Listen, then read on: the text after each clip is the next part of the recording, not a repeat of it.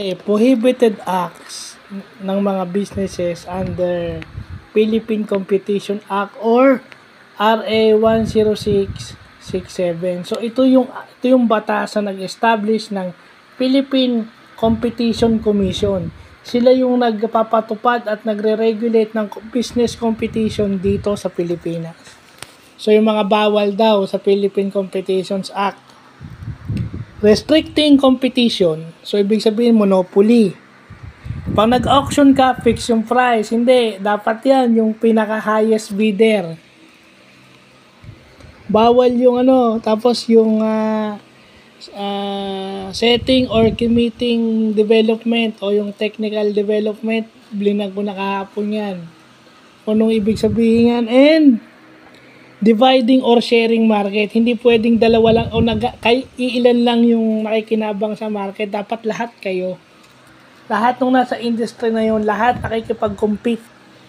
Kasi liberalize or open yung ating market, open for competition. So, paano magko-competition kung iilan lang kayo naghahati? So, yun yung dapat maintindihan. Basic sa batas yan. No? Kahit yung merger and acquisition, nakalagay yung procedure dyan, basahin nyo na lang kasi masyadong mahaba.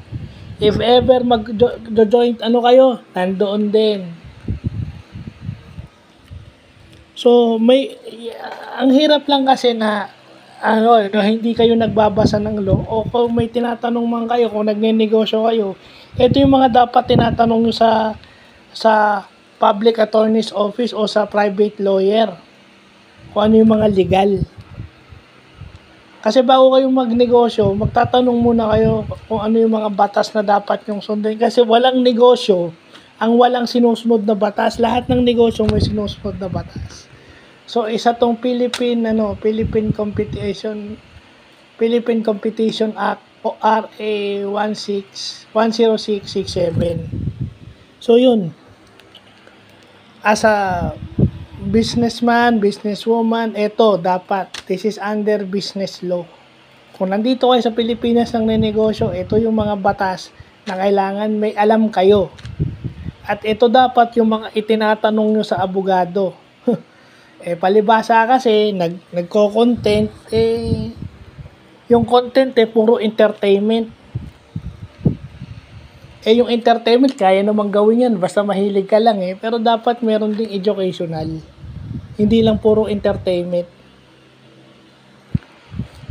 Kahit sa Facebook So,